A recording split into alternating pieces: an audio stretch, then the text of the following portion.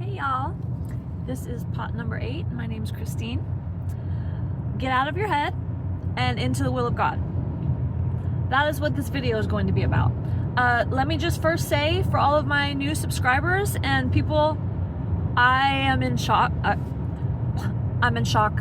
I don't want to make this a long part of the video, but I had 0 subscribers and 0 views the last time I looked at the channel 2 days ago, and when I went back to check it so that I could tell my life coach about it, I all of a sudden had over 50 subscribers. So for all of you guys that subscribe to me, thank you. And also, I'm scared to death to make videos now because I didn't think anybody was gonna see those videos. I thought, I'm just gonna make a whole bunch of hundreds of videos and just practice 3 times a day and don't put on makeup and don't get ready, and I'm just gonna throw them out there. And then, I don't know how you guys found me, but you found me. So now, all day since this morning, I've been tripping over it because I've been like, oh my gosh, they're gonna see me, and then what if they don't like me and all this stuff. So that's why I'm saying the topic of this is get out of your head and into the will of God, because the truth is, obviously God told me to start this channel, and then he put it in front of people, I guess. As I said, unexpected. But let me tell you another story about being in the will of God versus doing stuff your own way, making your own decisions. I was told by the Holy Ghost, by Jesus, to move to Florida. This was 1.5 years ago. Out of nowhere, I was writing in my journal in the morning. I was spending some time in prayer, and I asked the Lord, what's next? And he said, Florida. I had never been to Florida. I don't know anybody in Florida. I'd never even been to the South. I'd never been to the East Coast. I'm a California girl. I was living in Reno, Nevada, and I was like, what? For what? What would be the purpose? And then he didn't say anything. And for the next 3 weeks, he proceeded to have me run into one person after the next that was from Florida, or they had a cousin that was moving to Florida, or they were taking a trip to Florida, or they heard about it was just one thing after another. So after 3 weeks of that, I went back to the Lord and was like, you're serious about this? And I felt like he was like, yeah. And so, I might tell the story in a longer version someday if you guys are curious about it, or you'll probably hear it from time to time, pieces of it. But the fact of the matter is, I realized in my heart that God was telling me to move to Florida. And I immediately became extremely afraid, because I'm a single mom of 3 kids that I raised, and I've got a mama who's a widow, and I am kind of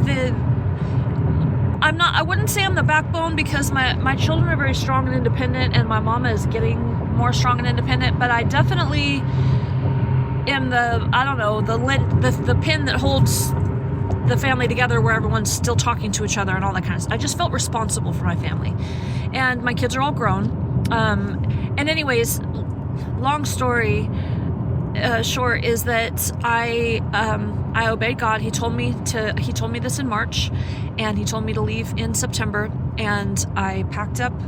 I got rid of all my stuff. I kind of went through all my belongings and all my memories, and just left down to where I could fit what I could in my 2006 Highlander. And I packed up my little dog, and I said goodbye to my kids and my mama, and I drove off into the sunrise, since I'm going east, terrified. And I spent a lot of time in tears, but I did it not because I thought it was a good idea, but because I knew I heard God. Now, in the beginning, the first week or 2, I started to kind of watching, because he told me specifically to go to Jacksonville. I started kind of looking up, the pros and cons of moving to Jacksonville, and the best neighborhoods in Jacksonville, and the people, realtors make YouTube videos about this kind of stuff. And so I started looking this stuff up, and about 2 hours into this of YouTube, binging, I felt this striving in my chest, and I stopped to put my phone down, and I was like, what? And he was like, don't do that. He said, I don't want you to think this is your idea. I don't want you to do any research. And I was like, Lord, because I was looking up, stuff on Zillow and stuff like that. I'm like, Lord, I'm going to need to know where I'm moving. And he's, how he is. He's like, okay, wherever you're going to be moving to is not going to be available 6 months from now, which is when you're moving. So just spend the next 4 months buttoning up your life on this side of the country and getting yourself ready. And then when I release you to look up a place, then you can. So that's what I did. And so now now that I moved here and I'm a real estate notary, I'm going door to door to people's. They're like, "Oh, what brought you to Florida?" And I'm like, the only thing I can say is Jesus told me to come here, because I didn't know that it was like a great economy, and you know, housing was cheaper and cost of living was cheaper and all that stuff until I got here, because he wouldn't let me do any research. And so anyways, that's the short story of me moving to Florida. I have a friend, a dear friend, and he decided that it was a good idea to move to Texas. And he wanted to go. He went and traveled there back and forth all the time, and he thought it would be a great place to go start up his business and this and that. And he spent probably 3 or 4 years planning this move and really doing the research and really planning the whole thing out. This gentleman is not a Christian, doesn't know anything about hearing from God or anything like that. It's just, you know, he's smart. He's a smart businessman, and you know, he's got a good idea, so he's gonna go do it. So I end up hearing from God about Florida a year before he planned on moving, and within 6 months I was gone. I was already like, well, here I go. And I'm watching him on social media, posting stuff about it, posting stuff about him getting ready to move, and then he documented his family traveling. They took a few weeks to like see the sights on the way, and it was this beautiful, big, beautiful thing. And I was like, man, that's really cute, you know, like that's amazing. I wish I could have done it that way, you know, traveling and camping with my family along the way. And I was just trying to get as many hours as I could each day. I was like, I need to get there. The Lord told me to go in September, and it's already October 5th. Like, I'm running late already. So I didn't stop. I drove all the way across the country without stopping for anything but gas and Gatorade. That was pretty much it. And so I was a little jealous, like, dang, I wish I had my life planned out like that.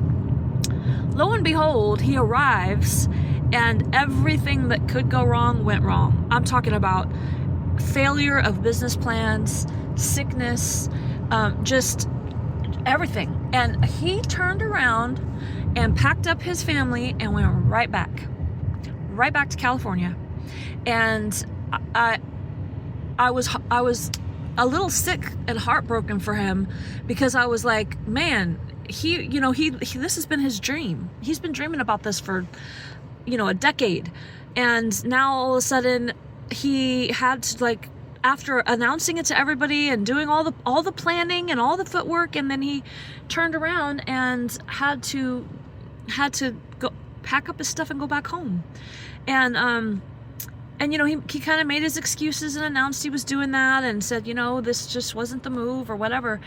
And I was like, man, what a vast difference between me hearing from God and not knowing what I'm heading into. Like, I did a video chat with some guy that sounded real country and sent him money, and that was me renting my apartment. I didn't get to see it. He just kind of went like this and turned the thing around, and that was and it was like, I hope this dude's real when I get there, you know. But because I was not going off of my own wisdom, my own ideas, my own plans, which wisdom and ideas and plans, they're all great, but they're not better than hearing from God. And as a matter of fact, if you're in the habit, sometimes the grace of God will cover you, and the grace of God covers us when we make mistakes. But for me, obedience, the Lord's been talking to me about obedience for like 20 years, you know, and I finally kind of started getting it down about, I don't know, maybe 5-8 years ago. I started really realizing that I need to hear from God before I make major moves. Oops, that's not my lane. Mile, use the right lane to that's not my lane. And so I said all that to say this. I was not planning on starting a YouTube channel. I was literally, in fact, my life coach tried to get me to start creating content, and I was like, this is just not for me right now. Use the right I'm lane to a take notary. I just moved out to Florida on the whim of the Holy Ghost, and I had to start over from scratch. This is a networking business. I have no network. I didn't go to school here. I don't have any family here. I don't have any friends here. Like, if I don't focus on my notary business, I'm not going to eat. So I can't be doing, what are you doing, sir? I can't be, creating content and splitting my attentions and all that stuff. Like, it's just, this is not the time for it. And then I would go to like watch YouTube videos on productivity and stuff, and I would be like, it would be like, how to change your life in 4 months, you know? And then I click on it, and the girl would be like, here's what you do if you want to create content. And I was like, huh? That's not even what the title of the video said. And it'd be like, how to lose, 10 pounds fast, or how to gain more muscle. And then I go click on the video, and they're like, so when I started my YouTube channel, blah, blah, blah, blah, blah. And I'm like, why is it that every video I could click on a video about giraffes and they would talk about making content? Like, I could not avoid it. And so I just knew that was what the Lord was saying. And so that's why I started this channel, which was supposed to be a practice channel, which no one was supposed to see. And now all of a sudden there's 50 of you that subscribe. I don't know if anyone's going to see this. I see that it looks like the title of the video that I posted is what caught people's attention. Demons in the Weeds is where most of you guys came from. And some of my other videos are like so random that they have like 7 views. And so, I'm going to keep practicing, and I'm going to try to give you guys better content. I wanted to like be at home or be somewhere with good lighting, and I'm like, once I saw you guys are seeing these videos, I was like, let me get everything set up perfectly and so demure, so mindful, so that see, we don't show up to work with no makeup on, but I was like, you know what? Now that I know you guys have seen this, if I overthink this, I'm not going to make any more videos. And so I was thinking about it all the way out to Green Cove Springs, where I just drove for a signing. And now I'm on my way all the way back to Jacksonville. And I'm like, you know what? Let me just get another video out right away and encourage you, like, whatever God is saying, do. A calling is like a baby. You're never going to be ready. There's nothing that can prepare you completely to where when you have a child, all of a sudden it's going to be perfect. It's like you can go to all the parenting classes, you can have you can have step-by-step instructional video on how to change a diaper, how to make a bottle, how to make your teenager respect you, how to help your 8-year-old with bullying. Like, you can watch all that stuff and you're still going to make mistakes. The fact of the matter is, whatever God's calling you to do, you're never going to be ready. So if it's make a YouTube channel, comment below and tell me you're going to make a channel and link it. I will watch your videos, okay? If God's telling you to start a business, if he's telling you to get your realtor's license, if he's telling you to remain celibate, if he's telling you to date, if he's telling you not to date, if he's telling you to get off that dating profile that's attracting all the narcissists to your life, if whatever he's telling you to do it.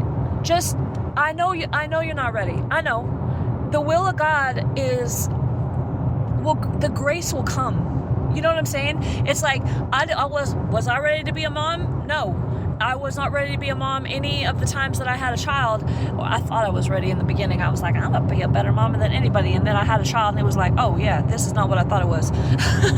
But there's just nothing that you can do to be perfect enough, to be ready enough, to have the lighting perfect enough, to have you're going to say stuff, people are going to say nasty stuff in the comments, but if you quit, and here's the clincher, and I'm going to stop this video after this because I feel like it's already been going for like 20 minutes.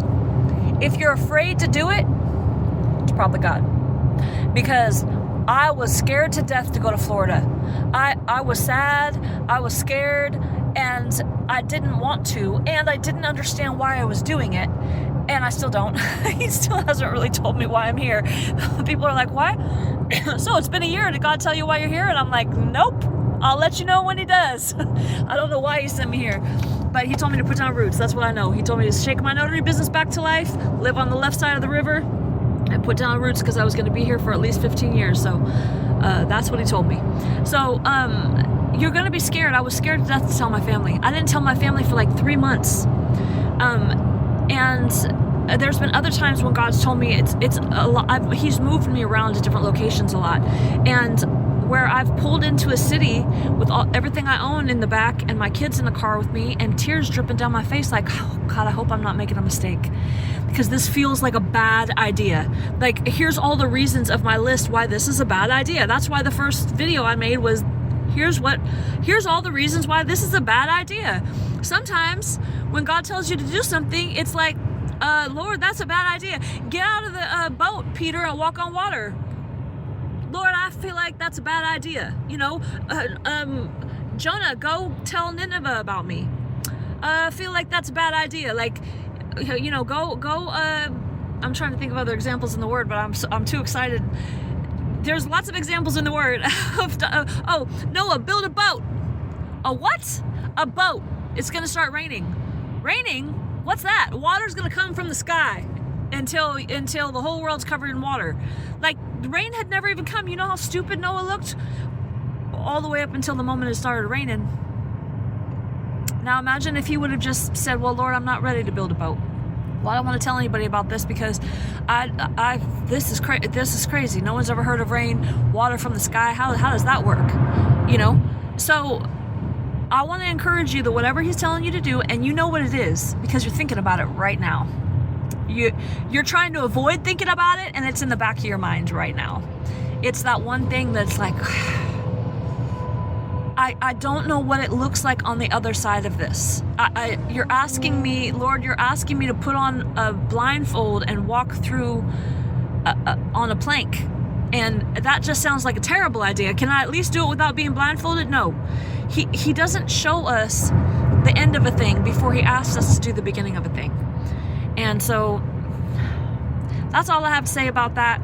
I want to be here. I realize that if God continues to grow this channel, because I don't know why even y'all are here, to be honest. I don't know how much that this offer can go into the future, but I'll support you. If it's something to do with creating content or starting a business, and you need people to share your product or whatever, like, let's talk. I want you to comment below, what is it that God's telling you to do, and make a promise to yourself and to God that you're going to obey.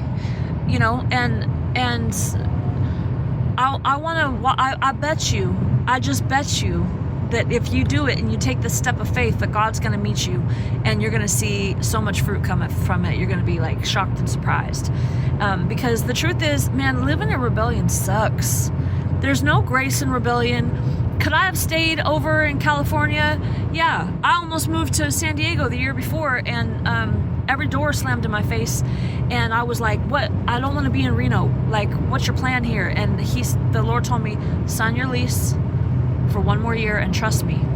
And I'm like, so upset. I hated Reno. For all my friends in Reno, if any of you see this, I loved you. That was the only redeeming part of Reno. Reno itself, no. And so I was mad. I was disappointed. I was frustrated. I was feeling real rebellious. And I was real mad at God for leaving me in the desert for 2 years as it was. And then you want me to stay another year? But I kind of decided in my heart, you know what? I'd rather die in the desert in the will of God than to live in paradise in rebellion, because I don't want anything separating me from him. Life is not worth living without him. Like, I suck without Jesus. I know somebody said, don't say that. Don't say that about yourself.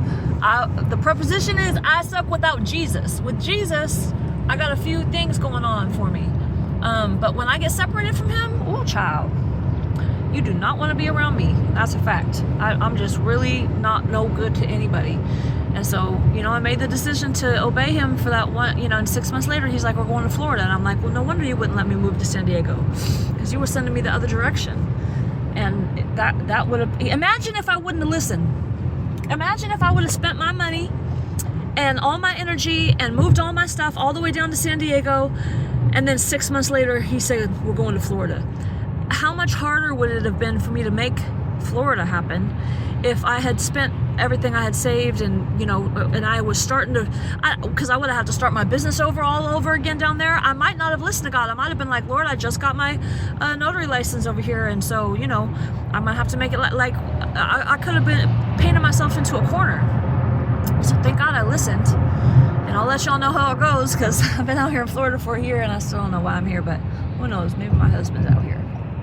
Or maybe I'm gonna find somebody that needs help, or maybe when my mama comes out here, she's gonna find a husband, or I don't know.